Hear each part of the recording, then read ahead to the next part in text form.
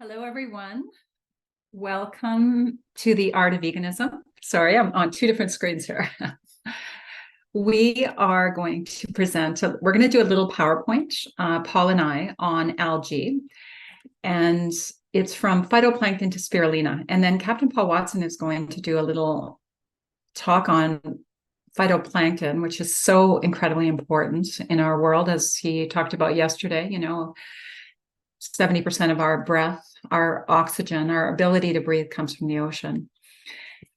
And we have a couple other presenters after Paul Watson on the power of blue-green algae for health and how it has such a small carbon imprint, but it packs such a punch for our plant-based diets. So we're just going to get started on our PowerPoint, and then we're going to introduce again Captain Paul Watson. And thank you again for being here. Hi, everyone. Before I share my screen, can I just ask whoever has the power to give me screen sharing ability, because I just tried to share my screen and it says that the host has disabled screen sharing. So PP, P Papin. It's P Papin. Yeah, okay. Thank you. Great.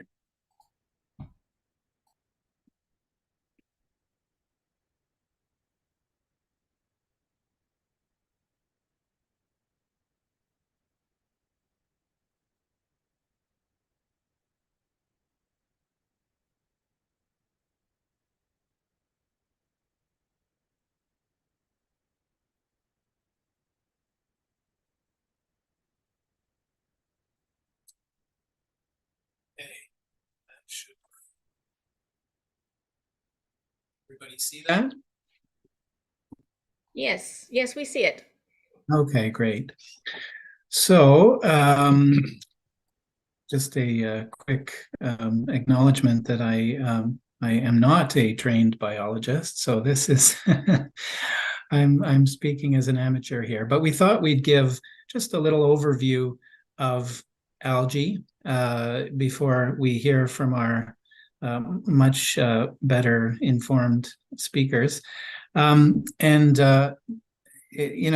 is one of those unsung heroes of the world, the natural world. I think as a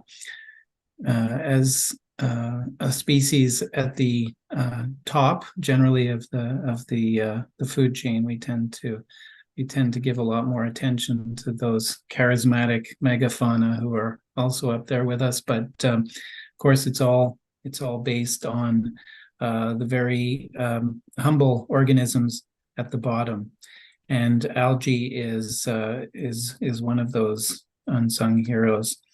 So let's just find out a little bit about algae. So it is an informal term for a very large and diverse group of organisms. These organisms are photosynthetic, so like trees and land plants, they manufacture their own food using the sun and water and carbon dioxide, and they range from the unicellular microalgae like chlorella, which we're going to be talking about, to multicellular algae like the giant kelp.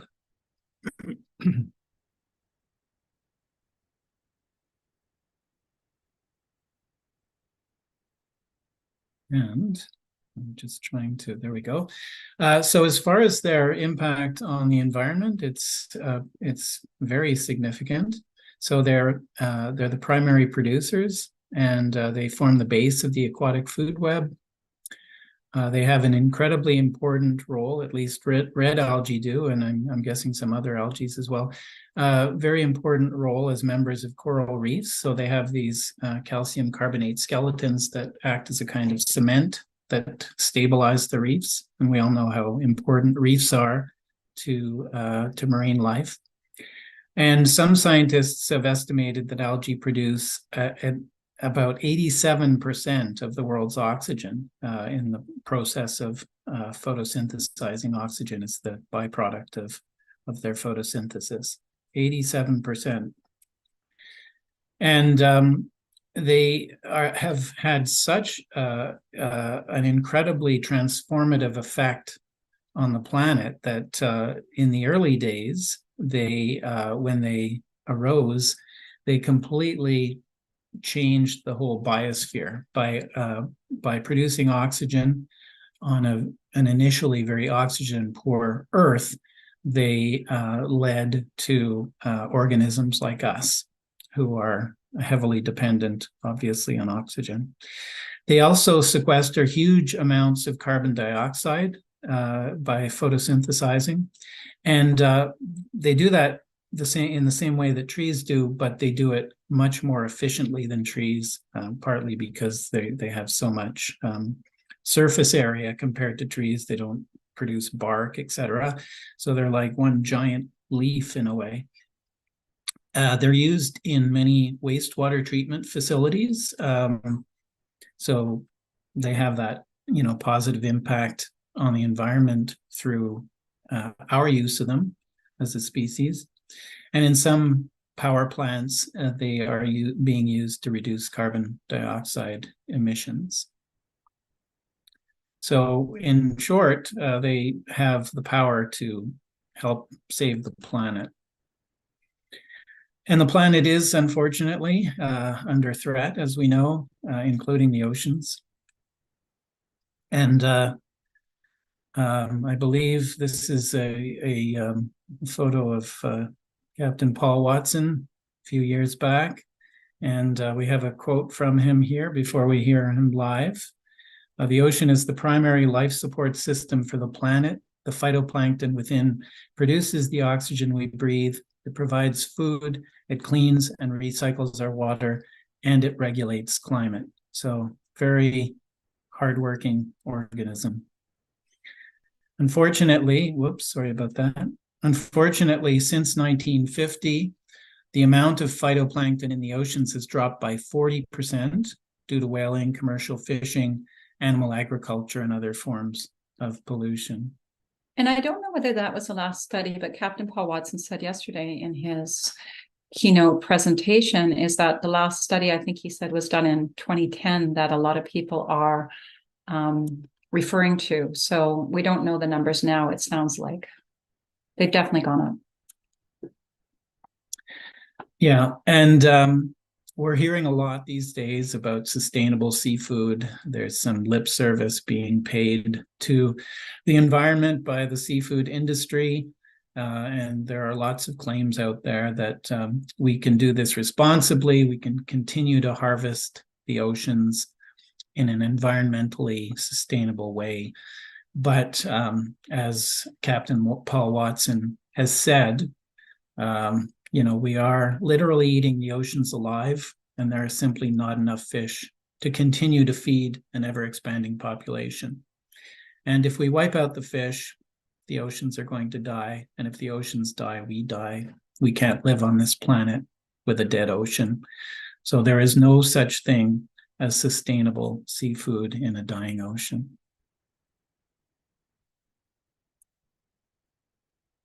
We're also going to hear from a couple of presenters about the connection between algae and human health, not just planetary health, but more specifically human health.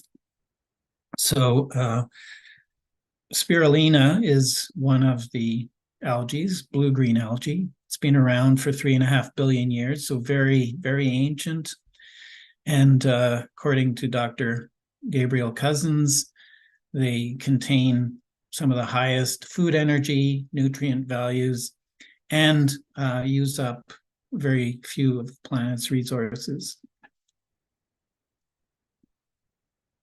It's powerfully alkaline, and so it reduces acidity in the body, and that's a big part of its healing properties. A large body of scientific research has documented its healing power for hypoglycemia, diabetes, chronic fatigue syndrome, anemia, ulcers, hepatitis, and it's also known to boost the immune system. And we'll be playing at the end after Captain Paul Watson speaks, and the beautiful Mrs. Ali Isaac, then we're going to play a little video. But Dr. Gabriel Cousens couldn't be here. He had an overlap time, so he sent a little video, and he also talks about the upgrade of blue-green algae for Alzheimer's and dementia, and some studies in children with autism. Okay, thank you.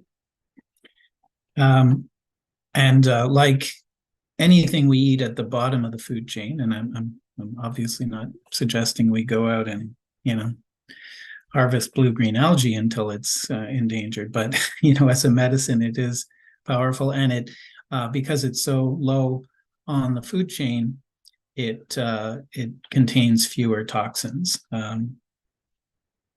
The further you go up the food chain, obviously, the more all the herbicides, pesticides, radioactive materials in the environment get concentrated in the flesh of animals that get eaten.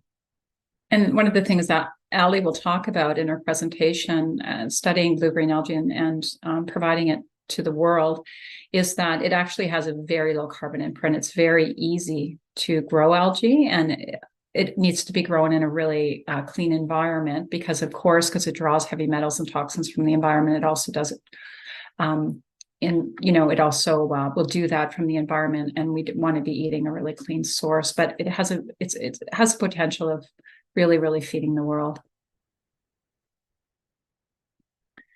So as far as its other superpowers, we might want to call it, it's very it's very cost effective, nutritious, contains a protein complex that is about 95% assimilable, according to Dr. Cousens.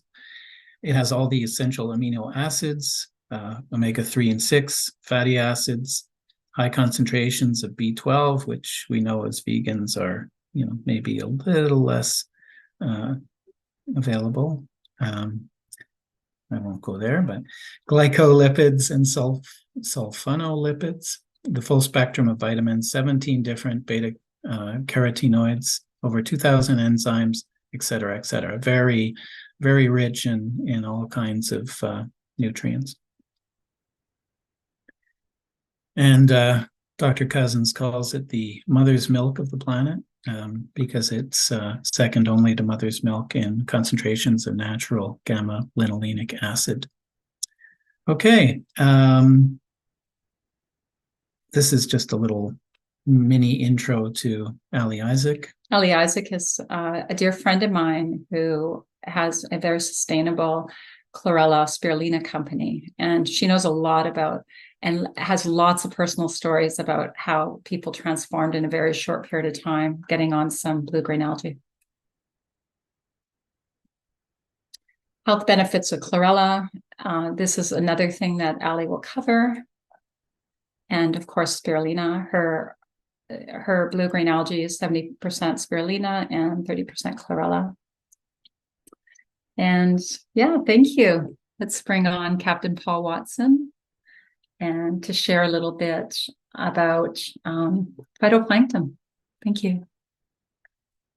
If you could Hello. spotlight. Can you hear me? Yeah, we're just going to spotlight you. All right. Are you going to leave the screen sharing on? Oh, no. Okay. There. Awesome. Well, Can we spotlight Captain Paul Watson?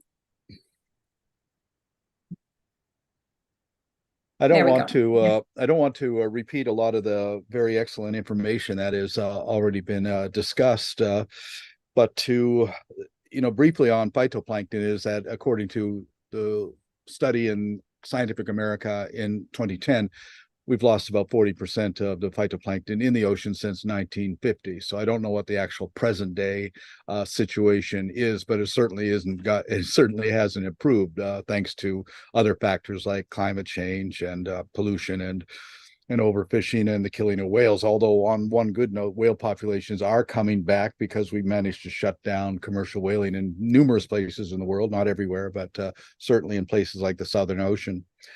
But we are absolutely dependent upon phytoplankton to survive on this planet. And I say all the time, phytoplankton disappears, the ocean dies, we die. But also, I think we have to look at our long history of our relationship with plants, everything from algae to the fruits that we eat today and everything, is that over, flowering plants actually emerged about 200 million years ago. And ever since that time, flowering plants have been manipulating animals into a cooperative sort of a relationship.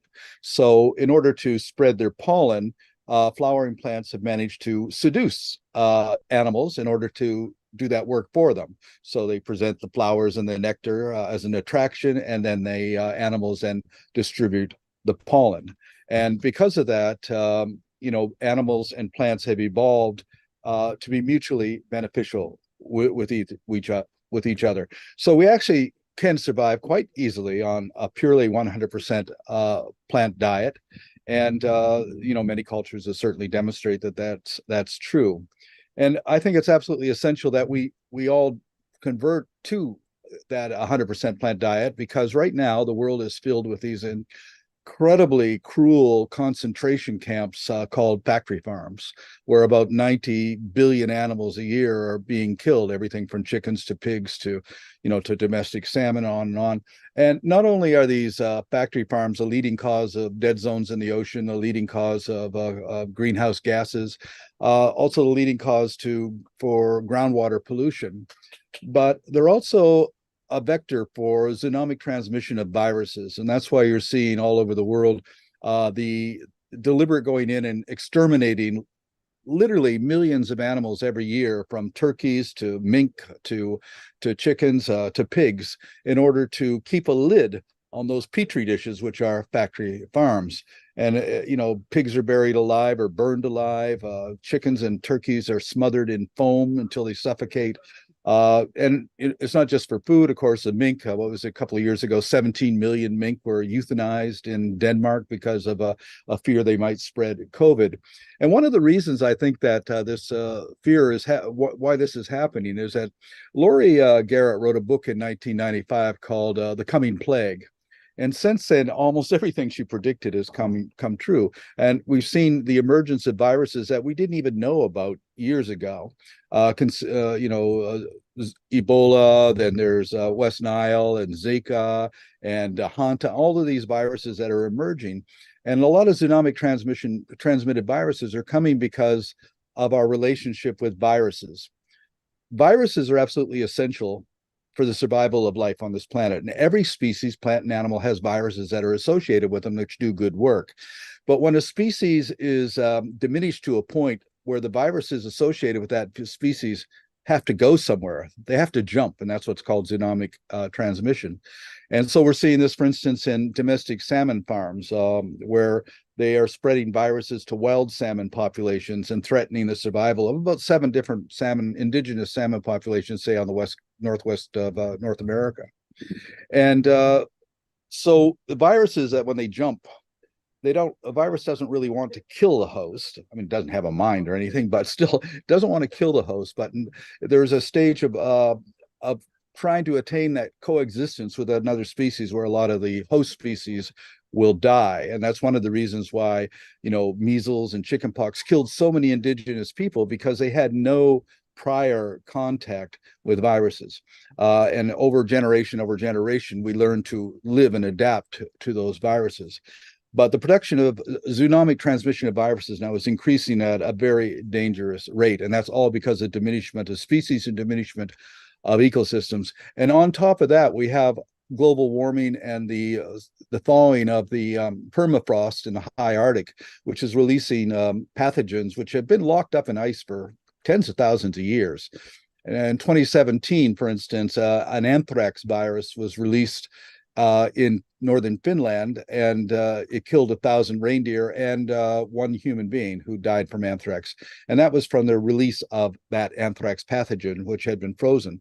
And now we're seeing that they're actually reviving worms and other pathogens that have long been frozen in the permafrost. So this is something we really have to watch out for in the future. Because really, when you get right down to it, viruses and bacteria control the planet. I mean, they control life on this planet. And and we just have to learn to understand that, just as phytoplankton and algae and that control, the ecosystems that we live in. And so this is really all about interdependence of species, the three laws of ecology, diversity, interdependence, and finite growth, or the limit to finite growth, meaning there's a limit to carrying capacity. And because of our diminishment of both diversity and interdependence, that's going to lead to ecological collapse. And it's going to come quite rapidly. We always like to think of these things way off in the future, but I've seen that a lot of the predictions that were made in the 50s and 60s, 70s and 80s, a lot of these predictions were telling about a future 100 years from now, 200, 300 years from now. But we're now finding that that's an accelerated process, and things are happening much more rapidly than we thought that they would arrive. And so I think that we're going to be unpleasantly surprised over the next decade and a half about what is happening. The prediction is that worldwide commercial fisheries will collapse by 2048. That's the work of Dr. Boris Worm and Dr. Daniel Pauly, two of the foremost fisheries biologists on the planet. And but I think they're wrong. I think it's going to be 2030, 2035, because we're already seeing this collapse of commercial fisheries. And we have to stop thinking of fish as something that's on our plate, and have to look at fish as what they are: engineers in the aquatic life support system that are helping to keep everything running, along with the phytoplankton, along with the great whales, along with everything from worms to bees, all of these creatures that make it possible for us to actually survive and live on this planet. That's one of the reasons that I established the Church of Biocentrism, to convey this idea that our survival depends upon living harmoniously with all other species, because we're all interdependent with all other species. And this is an idea that a lot of indigenous people fully understand, whether it be Aboriginals in Australia or Native Americans or people in the Amazon. They understand that relationship between all other species, plants and animals, and ourselves.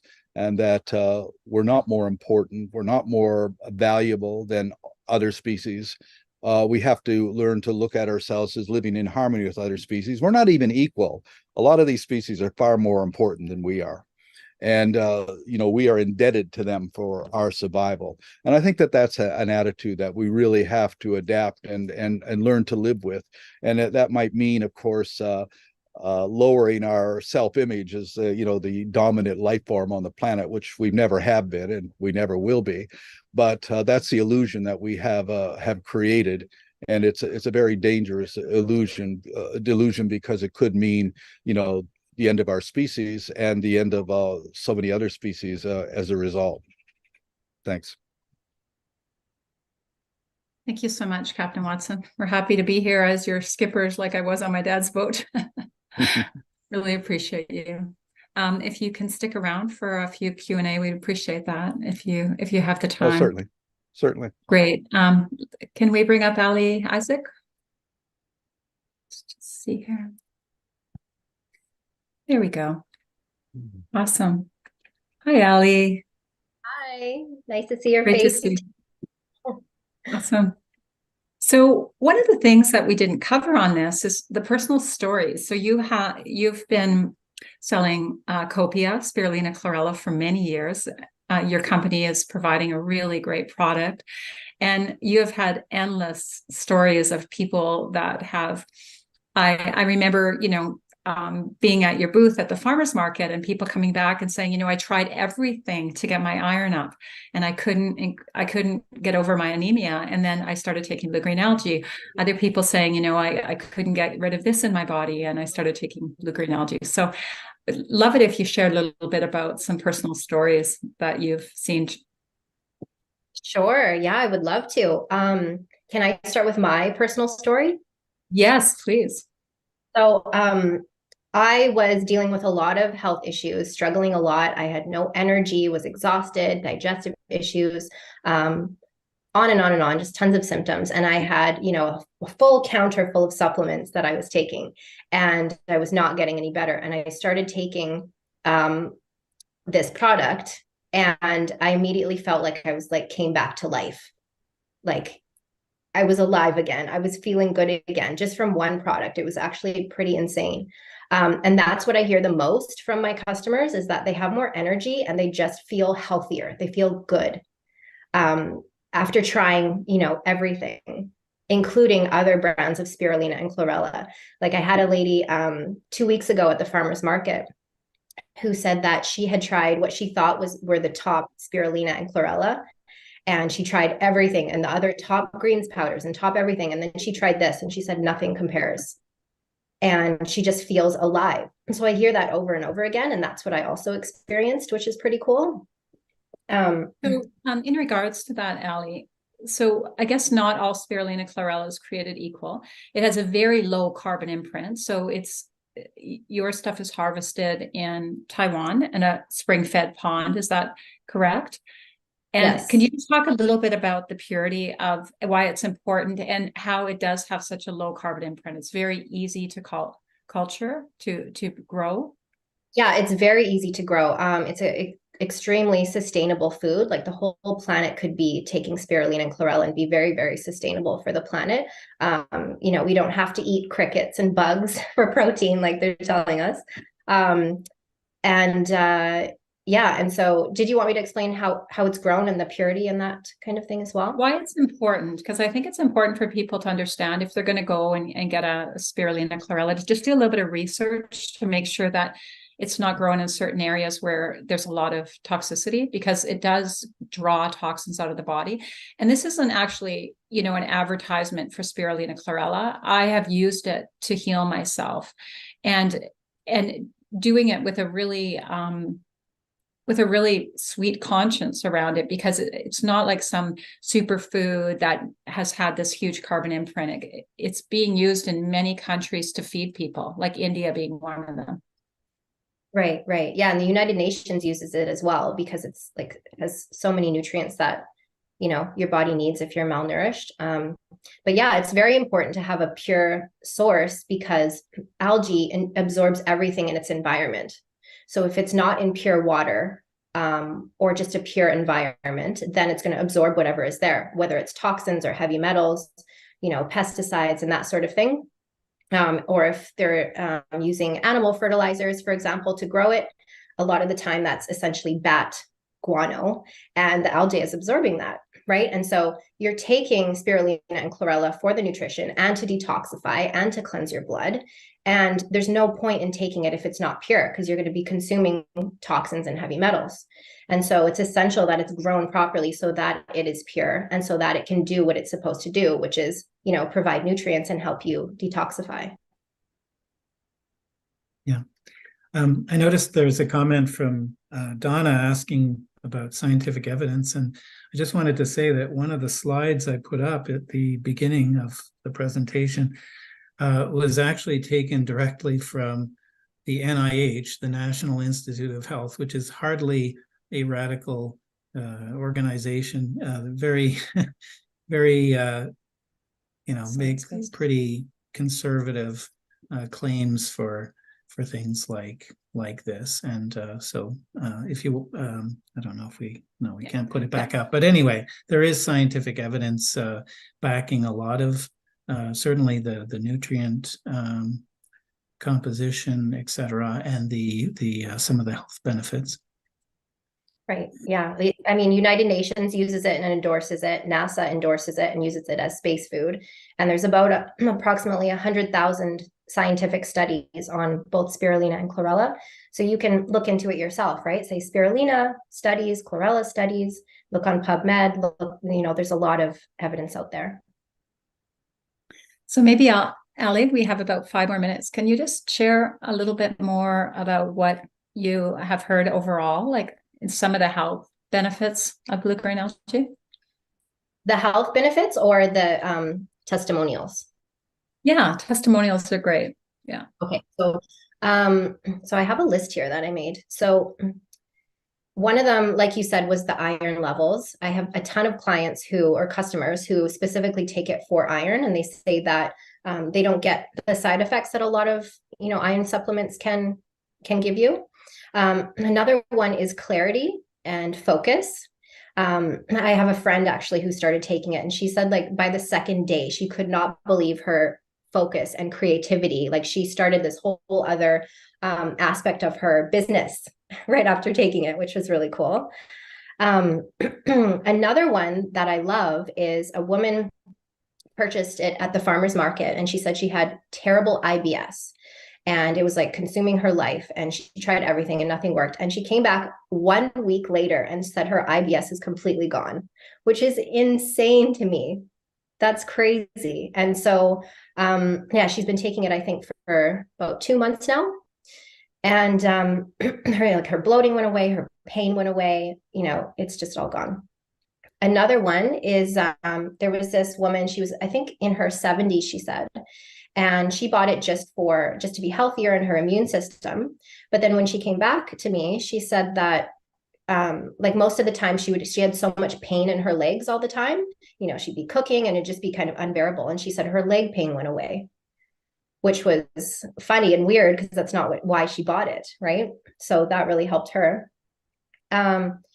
Another one is that I get really frequently is that people stop getting sick. So people who frequently get colds or flus, they don't get sick anymore. I have a lot of moms who say, my husband and my kids are all sick. They have the flu, but I'm perfectly fine. And I'm the only one who's taking this stuff. They don't want to drink it. So that's really cool.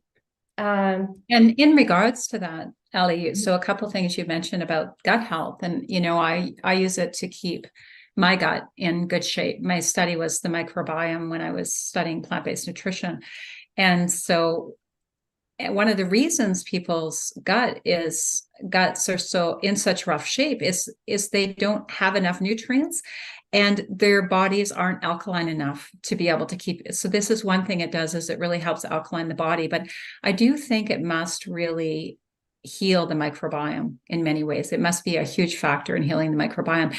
And just to clarify, this isn't a supplement, this is a food.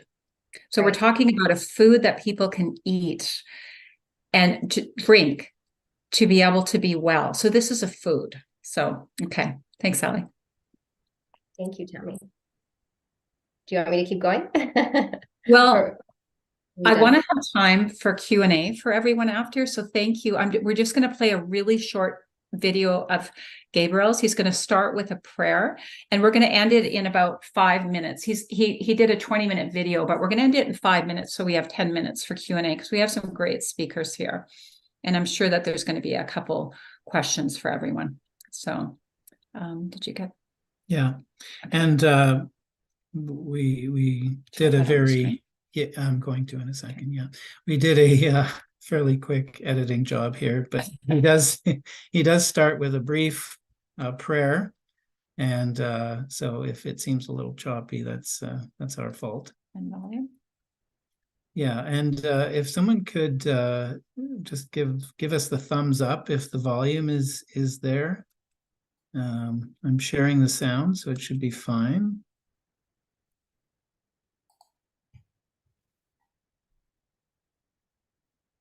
Hashem Kud Kudushabri Hu Ushinate Be Ilar Imalaya Chimike Bavavke Be Shalom Hashem Kosreal Kolam Amen. So feel that merging of heart and mind. And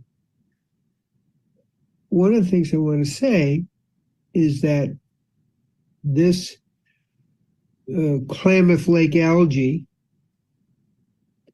or I'd say algae from Klamath Lake, it's got a few different product names. I'm trying to just keep with the actual thing. Actually helps integrate the heart and mind and expands consciousness. That's a little different than spirulina and chlorella, which are very, very high quality protein sources, which I frequently prescribe for people when they are low in protein, as they are about 60 to 70% protein, about 90% assimilated. Egg is 44%. People think that's great. No, 90+% assimilated. So we're talking really good foods. The blue-green algae from Klamath Lake also is 70% assimilated and 70% protein and 90% assimilated. But that's not really the important thing, because it's not something you take in large amounts. Now, how did I get interested in it is I do a lot of work as a psychiatrist and orthomolecular psychiatrist in helping people with their minds.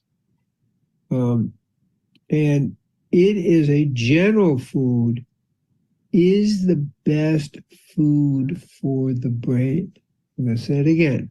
As a general food, what we may call supplement, but it's really a food, is the best for the brain holistically. So it seems to amplify all brain functions in a global way. Now, making a distinction, spirulina, chlorella are good for the body, strength, protein, but this is taken in small amounts, and it specifically, its main effect is on brain, all levels of brain function, thinking ability, creativity, concentration abilities, intellectual activity, clarity of mind. It seems to help. And in some cases that I've tried, it has helped with autism. And I'll explain that in just a moment. And also hyperactivity. It just helps the brain return to its normal functions. Now, in the 80s, I was doing some work, published research on its effect on Alzheimer's disease. I was very surprised about how powerful it was. I took two people, one lady who had degenerated so much that she couldn't dress herself and basically couldn't function. She didn't know where she was, she couldn't function, she couldn't exercise. Basically became fully debilitated. After 6 months, on approximately a teaspoon of the basic Klamath-like algae, I didn't want to take anything but the basic, as part of the experiment. She was able to dress herself, she was able to exercise, she was able to be in communication with her husband, and basically we can say, this is my feeling, and her husband's feeling, that she had basically come back to a relationship level with her husband that was very positive, and her life had in essence been returned to her. So the video goes on for about 20 minutes. So if anyone wants a copy of the full video, just because we don't have the full amount of time to talk about it today. And there's some really interesting stuff on some research. And he says that it seems like, and Gabriel qualifies it seems like, because he didn't take a study, he wasn't able to do studies of 100 people or more. So it's just his smaller studies, 2 or 3 people at a time often. And yeah, so maybe we'll just go on to gallery view here and see if anyone has any questions for Ali or Captain Paul Watson.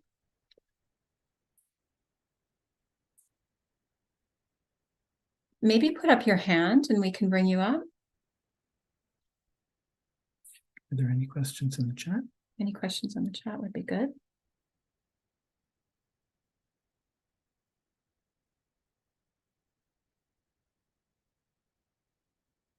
So the product that Ali's company is called Copia, copia.world. Somebody had asked about this certain product. We're talking about a blue-green algae. Does anybody have any questions on blue-green algae or phytoplankton? And I have a question for Captain Watson.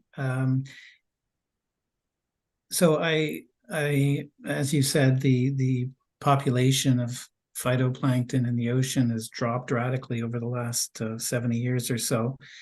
And I'm just wondering about the mechanism of that, because we hear all the time about these, algae blooms, industrial contaminants, fertilizers essentially have caused some algae to obviously get out of control. So what is it about the healthy, what has caused the healthy algae population to decline, the phytoplankton population?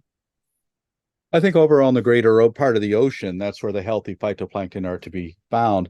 Where you find like overpopulations of dinoflagellates, which are like red tide, and red tides are happening much more frequently now than ever before, and that's primarily because of the runoff, agricultural runoff, phosphates, and a lot of different chemicals which cause those particular algae populations to overpopulate, to expand. So you usually find red tide and that kind of population explosion amongst algae that is in close contact with agricultural runoff.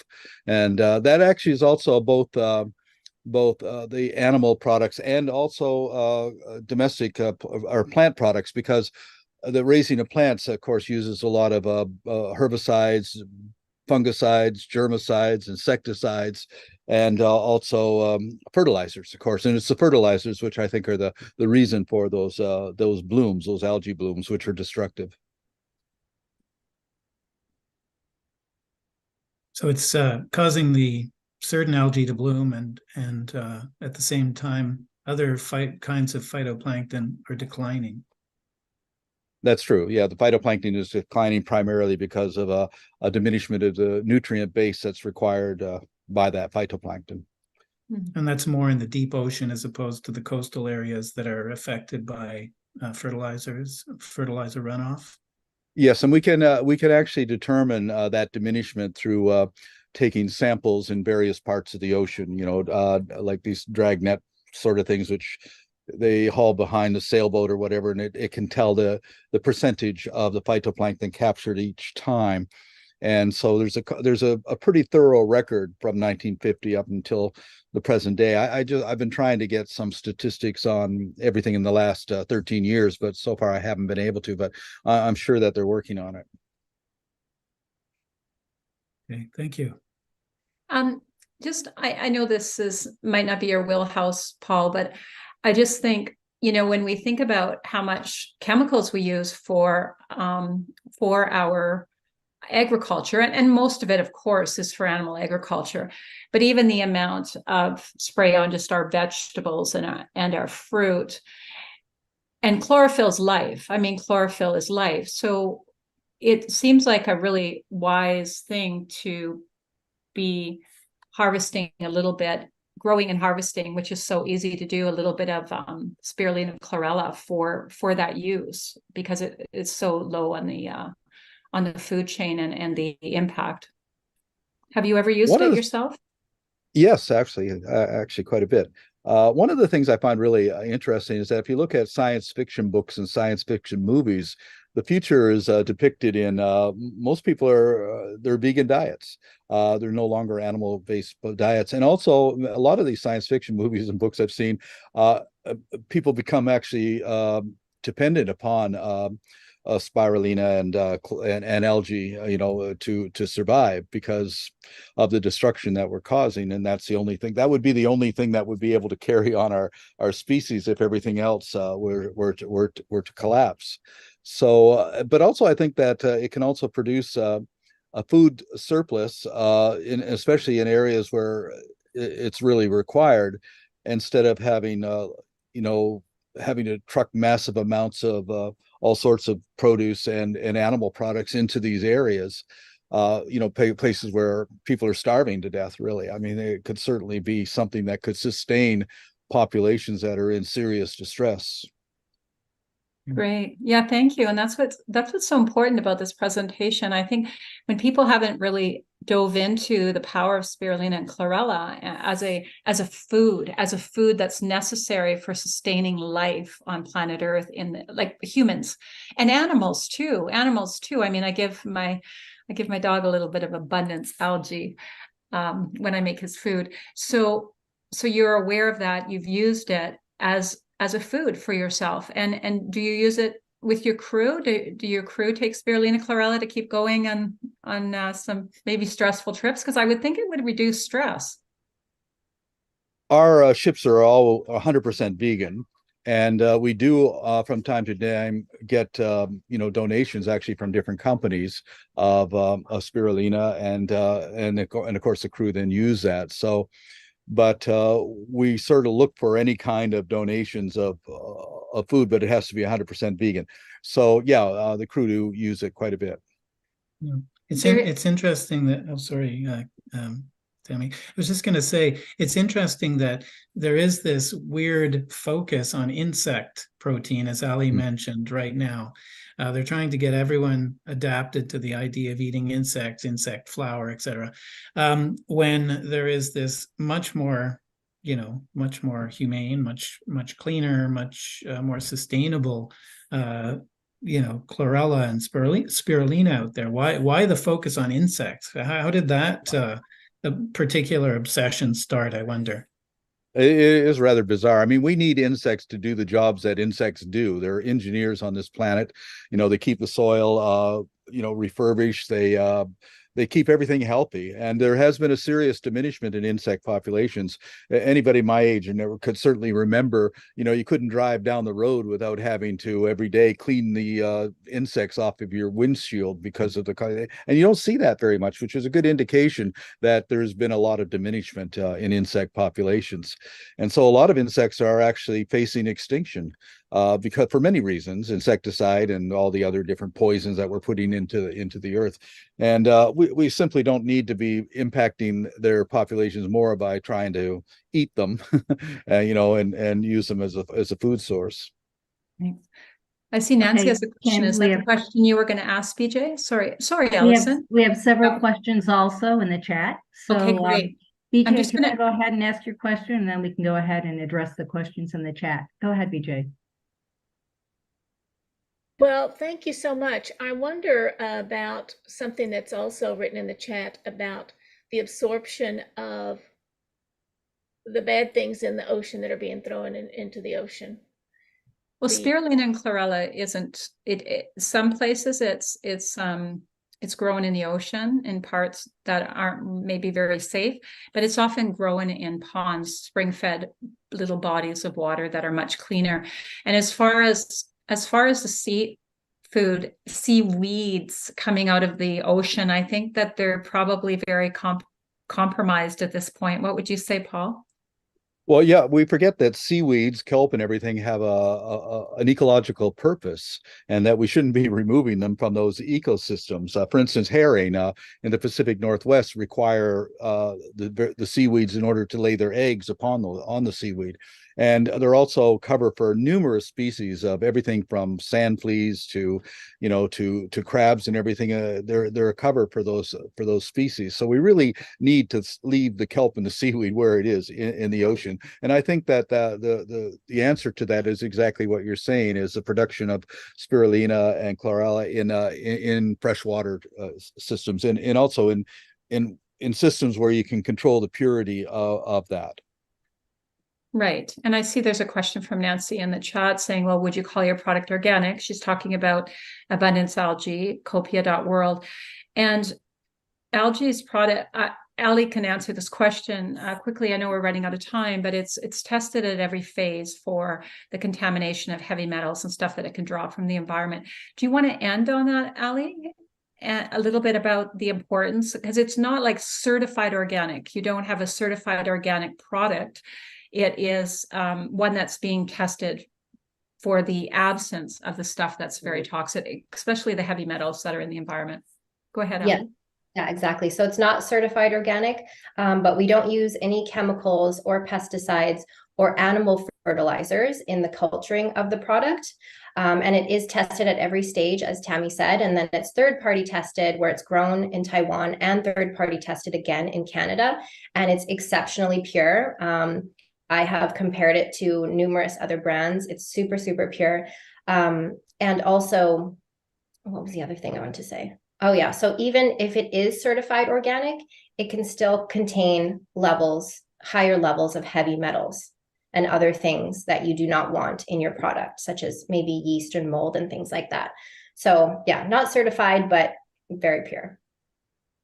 And maybe Allie's beautiful pure product might be a couple bags donated to the Captain Paul Watson ships. Oh, yeah. That would be beautiful, something beautiful to have on the bag, Allie. Yeah. Thank you everyone for being Allie, here. one more thing. Allie, maybe you could answer the question in the chat that has to do with scientific studies. It was earlier on in the chat. We already addressed it, Allison. Okay.